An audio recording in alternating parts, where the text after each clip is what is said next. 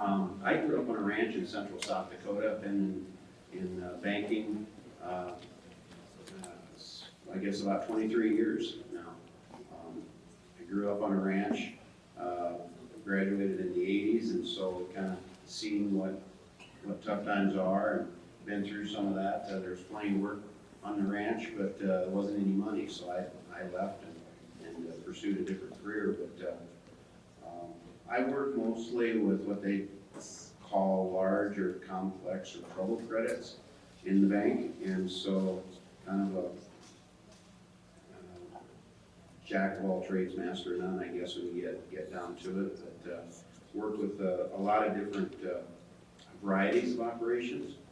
I work with some hunter colonies, I work with some large feedlots, and different opportunities like that. So again, if you have any questions or any thoughts or something you agree with or don't agree with, don't hesitate to throw your hand up.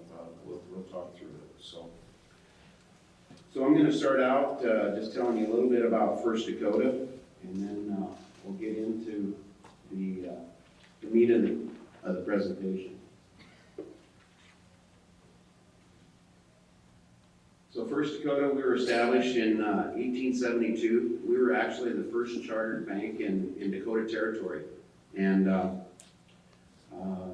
there wasn't much going on right then. They were started right there in Yankton, and that's still our main hub right now. We got about 365 employees. That means we all take about a full day every year, try to get something done. That's a joke. We got about $2 billion in assets. We got $4.75 billion in assets under management. So what I mean when I say that is we have other opportunities within the bank and not just direct ag lending. We've got a department called Dakota Bank, and we actually have a loan production office right here in Columbus, and that does the secondary long-term ag lending financing for real estate. Nick is right here in the room, and we'll talk about that when we get done a little bit. But keep that in mind. First Dakota does have opportunities right here in Columbus. We've got over $1 billion in loans to ag producers, and I want to comment just quickly on that. When Larry Ness, our CEO, bought First Dakota, he bought it in 1983, and it was literally under cease and desist with the OCC when he bought it. And First Dakota has grown from then to right here through the 80s, through the 90s, and of course in the 2000s. When Larry bought the bank, it had $700,000 in ag loans, if you can believe that. That's all he had, was $700,000 in ag loans. And now we've got over $1 billion. That $700,000 was his entire ag portfolio. I don't know if you can buy a quarter of ground for that now. I don't know if you could put up one of these confinement barns for that now. So when you think about how times have changed and how banking has changed and how everything has changed in a very, very short period of time, I just wanted to kind of drive that home a little bit.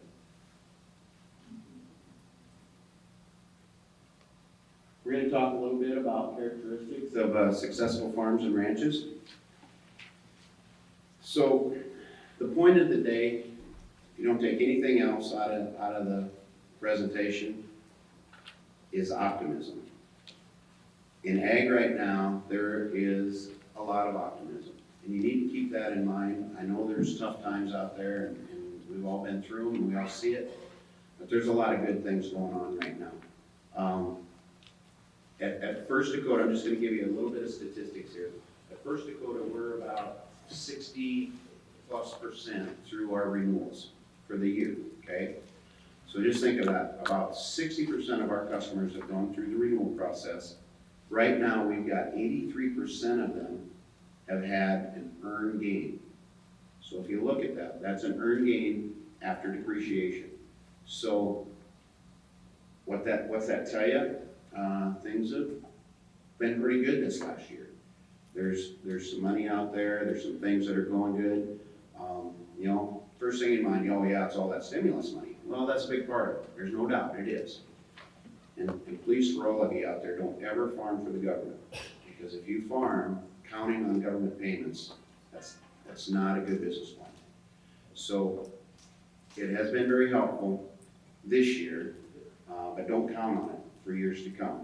And so when you look at that 83% of our customers that have had an earned gain this year, I want to compare that to the last 5 years. And those numbers are 60%, 52%, 63%, 64%, and 60%.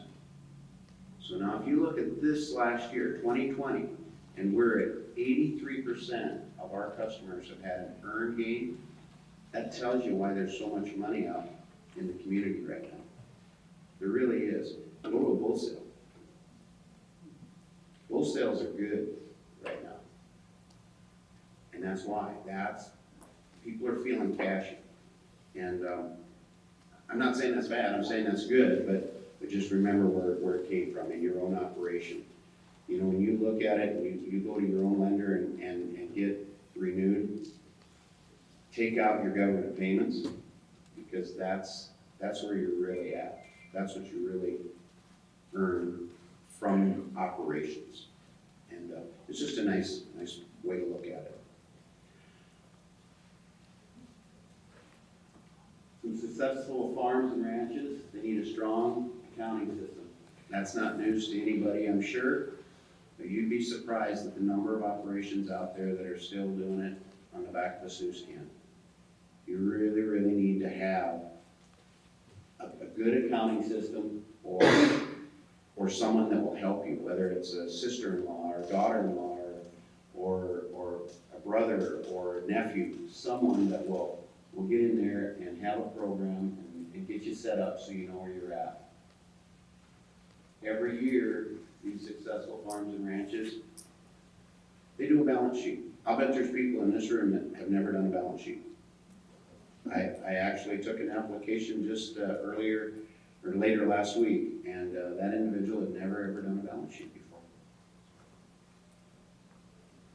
So do one.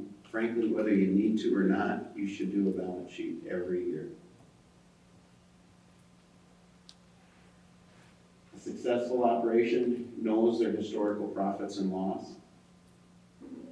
And when you look at the historical profit and loss, I jump right down to enterprise analysis. I think that those tie together really, really well. You know, we talk about diversification, and that's key to a lot of successes. But you don't want one enterprise to subsidize the other year in and year out. Otherwise, why are you doing them?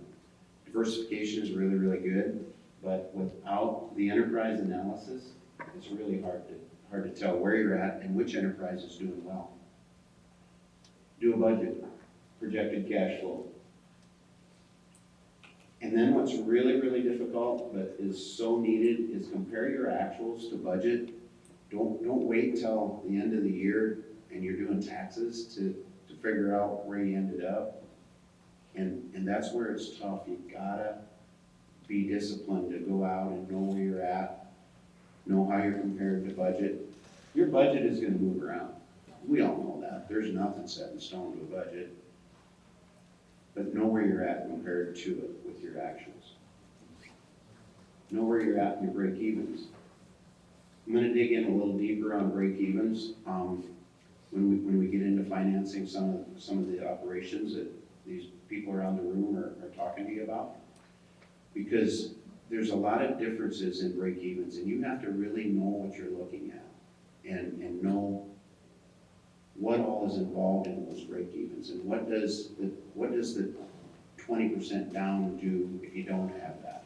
You know, if Grandpa's going to give you 10 acres to put a barn up, and you think you've saved all of this,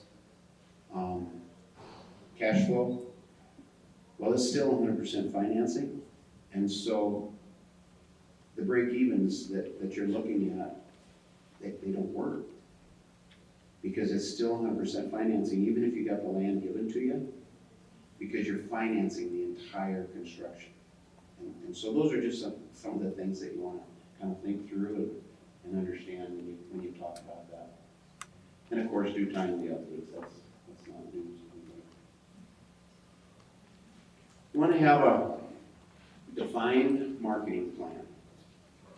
The thing about marketing plans is they are absolutely a living and breathing document. Don't ever get stuck on, you can't change a marketing plan, so we don't know what's going to happen. We don't know what the weather's going to do. We don't know what interest rate's going to do, so we can't do a marketing plan because Mother Nature runs it. Well, Mother Nature does a lot of things, but she shouldn't run your operation. She has a huge effect on it, but she should not run your operation. So have a defined marketing plan, but know going into it that it's going to change, it's going to move, it's going to alter where you start out, where you end up that year. It may be entirely different. Whoops. Acquire new technology based on a good return on investment analysis. So what I mean on this is, just because it's new doesn't mean it's good and it's better, and not all of those things that make things easier are affordable, and that's why we talk about return on investment analysis. New technology is great, it's awesome, it's what's got us here in the egg industry, but it comes at a cost. And where I really see this a lot, and I mentioned earlier that I talk a lot, or I finance a lot of colonies. And if you know about colonies, you know that there's the minister and the president and the secretary treasurer, but then each one of these enterprises have a boss. And their sole purpose is production. They never look at the bottom line because their success is rated based on performance, bushels, pounds, all of those things. They never look at the bottom line. And I'm sharing that with you because it's a good way to relate to the return on investment analysis. And I tell them, if it costs you too much money to get those last 3 pounds on your turkeys, you may have the biggest turkeys going to the processing plant, but if you lost money getting it there, what good was it? And so that's what we mean by that. Strong production practices, know your operation. Nobody knows your operation better than you do. And so listen to your gut and know what your gut's telling you. And I know that sounds elementary, but there's a lot of operations out there that aren't comfortable with their own decision making, so they rely on vendors and other people of influence to help them or to make their decisions for them. You need that help, but don't ever count on them to be your strong, to answer all of the questions to your strong production practices. This is a big one for me, annual strategic planning. How many in your room do an annual strategic planning or a SWOT analysis on their operation? Anybody? Yep. It's a really important practice. So when you look at what is a SWOT? SWOT stands for strengths, weaknesses, opportunities, and threats. And you go in and let's just say you wanted to put a new confinement system in your current operation. A SWOT analysis will help you determine whether that's a good idea or not. What you do is you go in and you list your strengths, you list your weaknesses, you list the opportunities, and you list the threats. And then you analyze it, and you talk about it, you communicate about it, and you prioritize some of the things, especially the opportunities. And when you get done, you may want to go a totally different direction because all of the strengths and weaknesses, all of the strengths are taking you to a different option, or there's just too many threats. Or it'll take you exactly down the path that you thought you should be on. And that's when it's really cool, when those work out like that. You gotta have goals and objectives. Again, that probably seems elementary to a lot of you, but you'd be surprised at the number of people in this room that never write their goals down. They have them in their head, but they never write them down. And at times it's kind of the easy way out. If you don't have it written down, then you're never wrong. And so it's good to have goals and objectives and the vision for your operation down in writing, and so you can go back and review it and think about it and talk about it. Action plans with accountability. This is one it's a little tougher to talk about, a little touchier. Everybody wants accountability in your operation, whether you're the manager, whether you're the owner, whether you're the hired man, whether you're the flunky, it don't matter. Somebody should be pointing out and talking with you about accountability. And without action plans with that accountability, what happens is some of those action plans get blown off. It might be Junior that blows it off, it might be Grandpa that blows it off, but somebody will blow it off. And if there's no accountability, it just gets forgotten. It just gets moved down the list of things that we wish we'd have done. And so accountability is really key to having action plans and what's going to happen if those action plans aren't taken advantage of or utilized. Define the ongoing communication processes with all stakeholders. So I do a fair number of those strategic planning sessions, those SWOT analysis. And when we get to the strengths, we get a big old long line of those, and everybody's feeling pretty good about it. And we get to the weaknesses. I'll bet 95% of the strategic planning sessions that I do, right there, communication is a weakness. Maybe 98% is a weakness.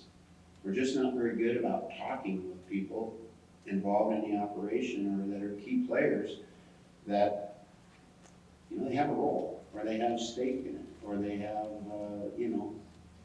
a reason to be communicated with. And successful operation will do well at communicating and have a plan on how they're going to do that, have it scheduled, have it ready to go. And I'm not saying you got to have weekly meetings or anything like that, but there's sure nothing wrong with everybody sitting down quarterly or monthly and talking about the operation, talking about what you want to do and where you're headed. Get human resources right. It's tougher in a small operation than it is in a big corporate setting. You might be working with 3 or 4 generations, and it's pretty hard to get HR right when maybe Grandpa and Dad are still calling all the shots, or the son or daughter comes back and they've got all the answers. And you guys know what I mean. It's just tough when you want to try to get that right, but it's a lot of work. And we see more operations fail, small operations fail with HR than the larger ones, because the larger operations will turn it more into a separate entity within their business. And it's their focus, it's their purpose, it's what they do. Not saying you gotta have an HR agent, but someone that's dealing with the healthcare, with it. I had a customer that they provided cell phones to all of the family members and all the hired men, and all of the healthcare and all that. And the cost just got astronomical. They just couldn't afford to do it. They didn't understand the necessity of having somebody in charge of the human resources. Understanding the difference between management and leadership, we talked about that already a little bit. That's really tough, especially in smaller operations. But just know where you're at, knowing what you've got going is really key to that. And when I think about leadership, I think about somebody like Larry Ness. He's our CEO and chairman of the board at First Dakota. Larry is a leader. Now, we've got lots of management throughout the bank system, but you can identify your leaders. So in your operation, determine who's management and who's leadership. And it really goes, and it might be the same person, but it really goes a long ways if you can identify those things.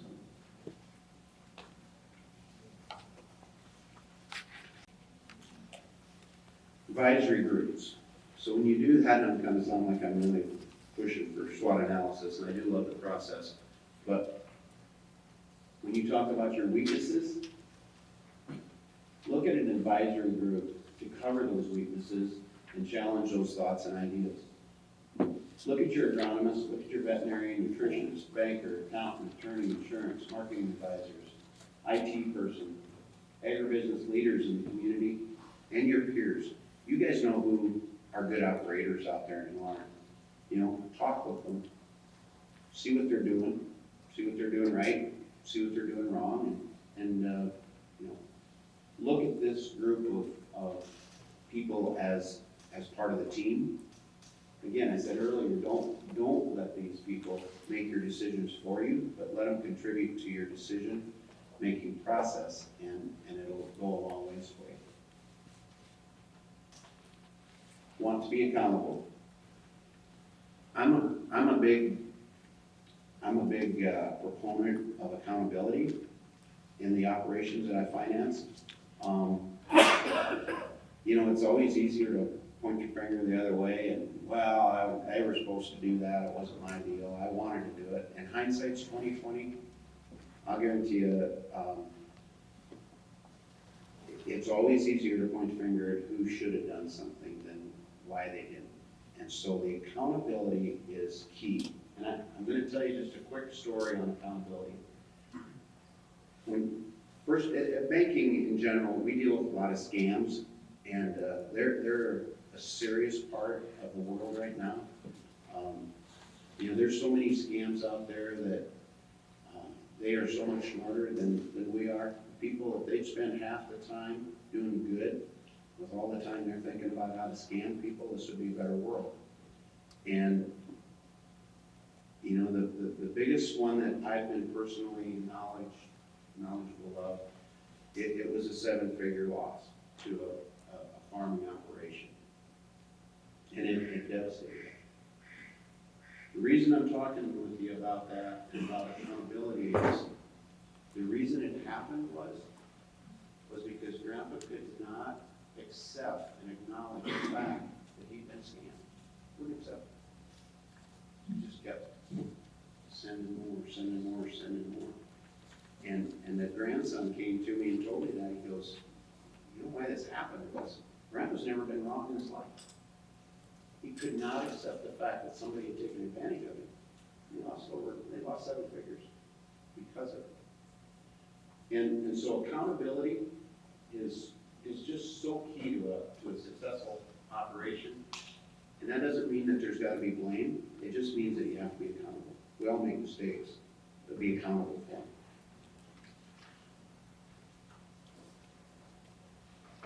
This is something we're not going to dig into very deep. You guys have it in the folder. There was these handouts were in the bag. I think they handed out.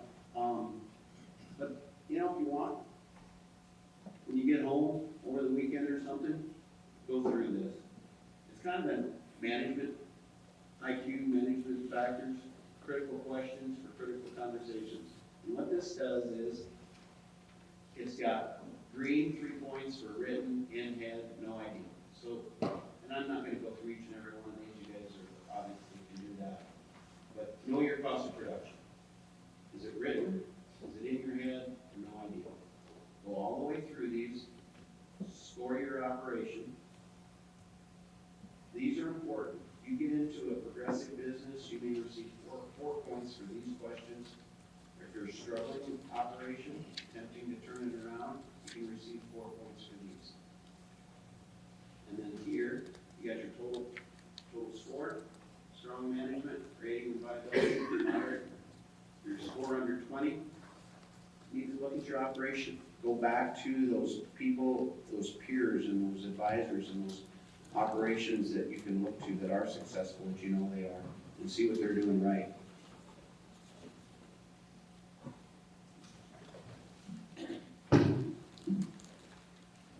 After you've done that, this is a kind of a mini strategic planning session of your own you can do, and you don't have to have anybody involved. Just talk about 3 areas, points that you want to continue in your operation, and write them down. Remember we talked about, it's easy if you don't write them down, because they don't happen, they don't happen. And then you got 3 areas, points to improve on, and write those down.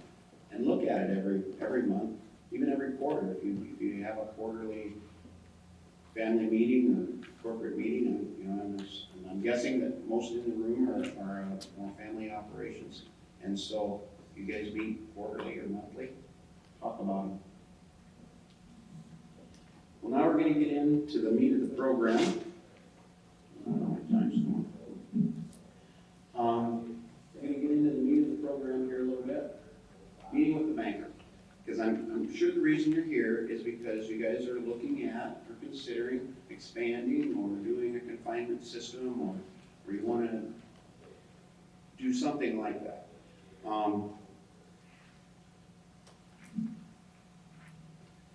So what do I need? The most important thing when you're meeting with the banker, do it yourself. Or do it with your team or your family. I can tell you, I get a lot of calls from vendors or integrators that are saying, hey, Mr. and Mrs. Farmer, they need a loan to put this barn up, and I got it, they just don't have time to meet with you, but could you put your stuff together and go out and get their information from them, put a deal together for them? Well, probably if you're too busy or not motivated enough to put your own package together and come and set an appointment up, you're probably not going to be very successful in putting a new business plan together or a new enterprise. So do it yourself. Don't have a vendor. Don't have somebody trying to sell you a business or a business plan or something like that. Don't have them try to line your banker up for you. It's usually not very successful. What do I need? 3 years tax returns, 3 years financial statement. That will always get you started. It'll always get you in the door. It'll always give them enough to give you a picture of what they can do or what they can't do. Be prepared. Know your state and local requirements. That's a big one for me because, you know, in Nebraska, well, in South Dakota, I can tell you every county is different. And the permitting is different. Setbacks are different. There is a state general permit for anything over 1,000 animal units. I don't know the specifics in Nebraska, I apologize for that, but that's how it is in South Dakota. So depending on what you're wanting to do, they're all different. There's one thing that I probably differ a little bit with some other lenders that we'll talk about. If you're looking at a confinement system, I won't finance a confined system without manure easements filed in the county. And I'll tell you the reason. You know, family's really cool to do business with, but families change.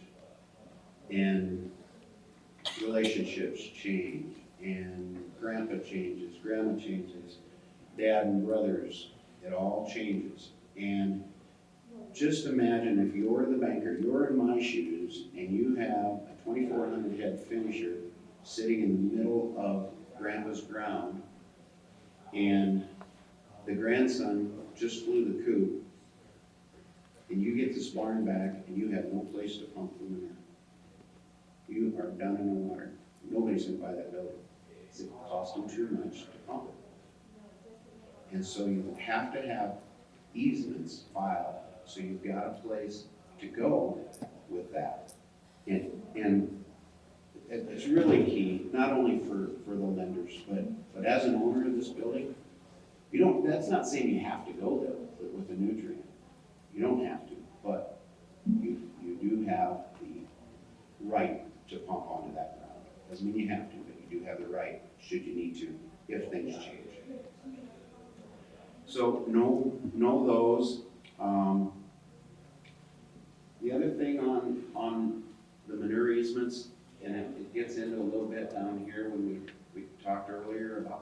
flows. Manure nutrients have a value only in two scenarios. And I'll probably get some pushback, I would guess, but if you have your own land to put it on, or someone will pay you for it, that's the only time it's an asset. Because if you don't have the ground and nobody will buy it from you, trust me, it's a liability. Because the First Dakota has had to pay to pump, and it's not fun, and it's not cheap. So just keep that in mind when you look at that. When you look at these cash flows that people prepare for you, they'll put a value in there for that mark, and it helps at cash flow. It helps raise the dollar amount that looks like you're gonna make if you are operating the barn. Well, that manure only has a value if someone will pay it, or if you own the ground and don't. Does that make sense? Any questions on that, or does that make sense? Any questions on any of it so far? Okay.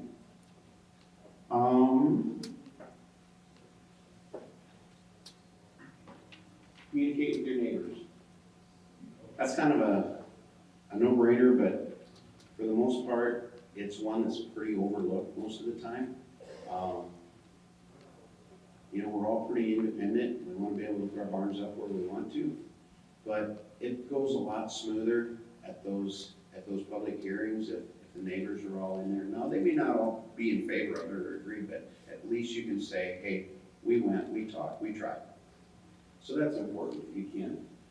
So communicate with your neighbors, communicate with your family partners. I think I talked about that earlier with communication being normally an issue in strategic planning. Talk about tax returns, the business plan, and the P&Ls. Most of these operations, the integrators or the vendors will help you prepare a cash flow, and it's based on how much you're going to pay down, and that's where I touched on earlier. If you're gonna pledge other ground as collateral, that's great on a collateral side. It doesn't help very much in the cash flow side. It's still 100% financing. It's still gonna be skinny without cash down. Does that make sense?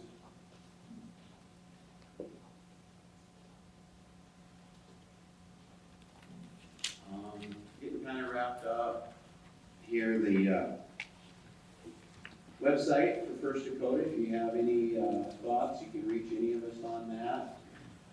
There's good information on there. We've got a lot of presenters and people under contract, like I'm sure most of you have heard of Dr. David Cole. He works with us, puts publications on our website, and you can go to firstdakotaag.com and go through all of that and see if there's anything in there, or contact any of us. We've got some testimonials, AgriVision's knowledge. We have a program. WNX get down this far out of Yankton. So we're on AgriVision's every Monday and Friday. This is kind of the team. Nick, as I said earlier, is right here in Columbus. He's right back there. And happy to answer any questions that you may have. James Monsack out of Vermilion is also right here in the room. If you have any questions for him or would like to visit with him about your operation or financing. Nick specializes in long-term real estate financing. James specializes in more of a conventional line of credit ag financing. And Derek Little.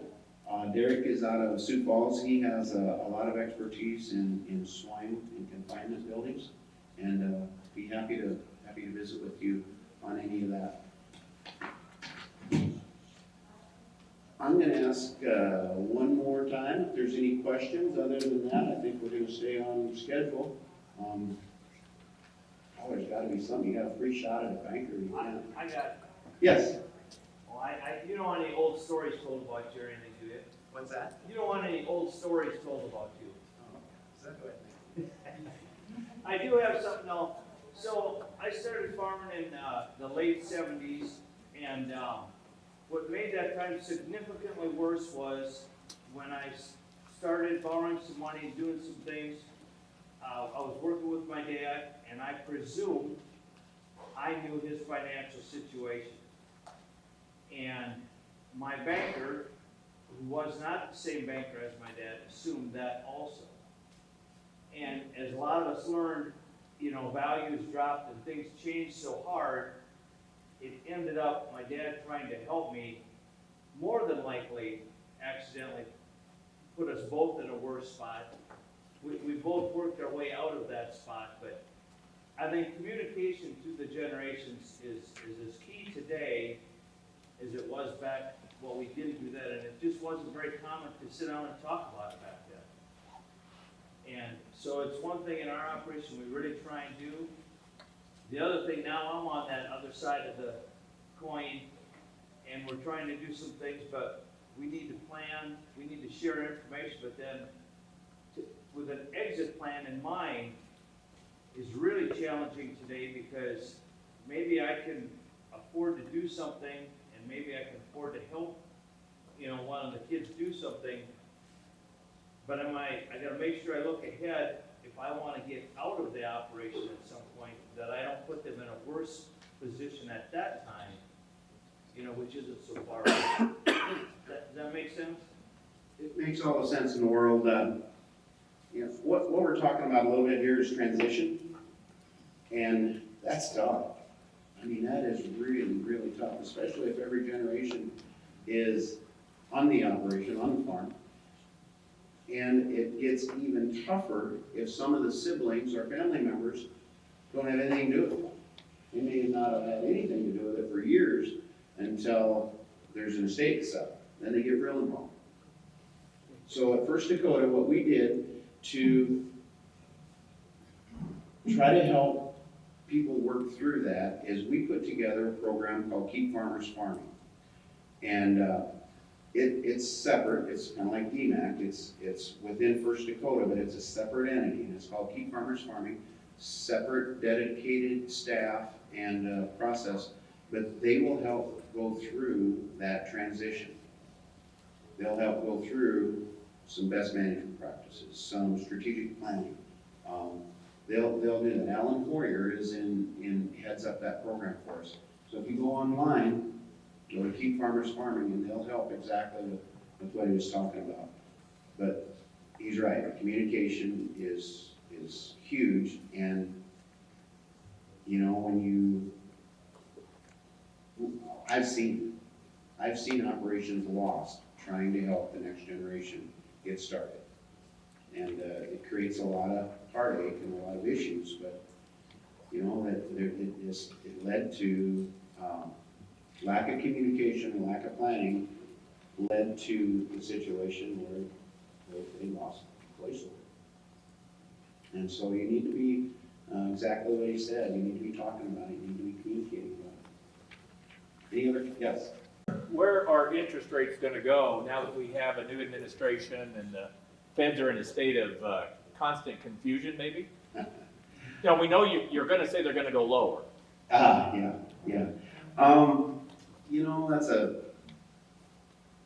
I tell you what, if I could answer that with all certainty, I love being here, but I wouldn't be here.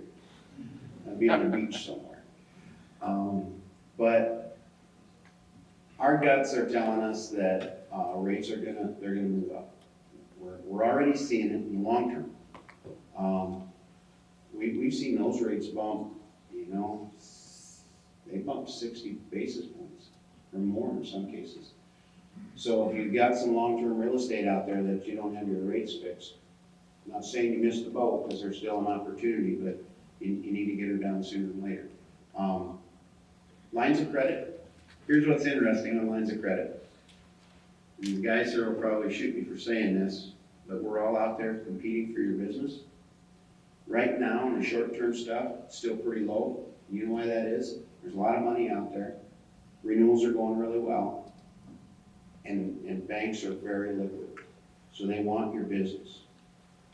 Okay? The only way they're gonna get their business is to have a lower rate operating. And so lower rates on the operating lines, I think are gonna be here for a little bit. Long-term real estate, those are going up. And again, the other thing I think that's gonna help with rates is commodity markets. And I'm guessing as long as the dollar stays weak, our exports are gonna stay strong, and the commodity prices are gonna be solid. Anything else? Stay under my time? 4 minutes.